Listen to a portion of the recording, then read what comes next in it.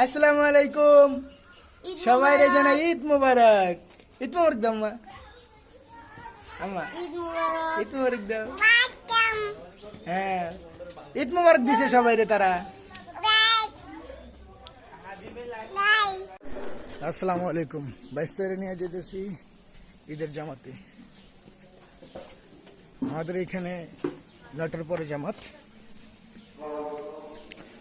কিছু সময় আগেই চলে যেতেছি। 9:20 মনে সম্ভবত দেওয়া হয়েছে। সবাইকে ঈদের শুভেচ্ছা ও ঈদ মোবারক।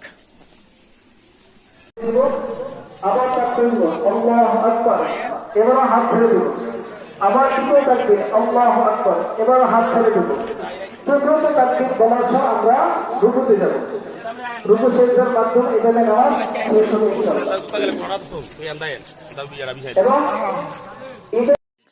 এটা হচ্ছে আমার বাড়ির পাশে, যে আপনাদেরকে পূর্বে একটা ভিডিও দিচ্ছিলাম যে গাইবি একটা মসজিদ ছিল, যে মসজিদটা মাটির নিচে ডেবে গেছে। এটা এখন প্লাস কবরস্থান।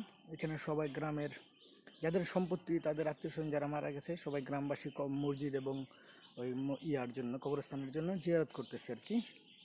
তো সাথে আমি একটু শরিক হলাম দূর থেকে, সামান্য একটু ভিডিও করে তারপর আমি নিজে ওই জায়গায় গিয়ে শরিক হয়েছি।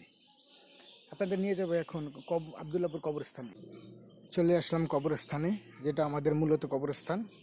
এটার নাম আবদুল্লাহপুর কবরস্থান। এখানে আমার দাদা দাদি সমস্ত আত্মীয় স্বজন এখানে সমাধি আছেন। এটা অনেক বড় একটা কবরস্থান, পুরা গ্রামে কবর এখানে দেওয়া হয়। দেখেন দলে দলে মানুষ আসতেছে জিয়ারত করার জন্য। এই সেই বাকের ভাই।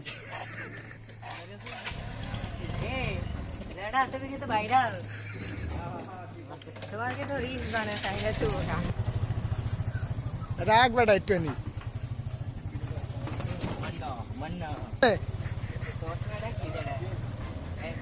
এটাই বাকের ভাই। ঠিক আছে, ঠিক আছে ভাই। এই অবশেষে এখন সবকিছু শেষ হইল। পুরো ভিডিওটা আপনাদেরকে আমি দিতেছি, দেখেন। আজকে দিনে সকালের ঈদের আগ থেকে ধরে একদম নামাজ পর্যন্ত কবরস্থান জিয়ারত করা সব কিছু এখানে আছে। এখন ভালো লাগবে আপনাদের।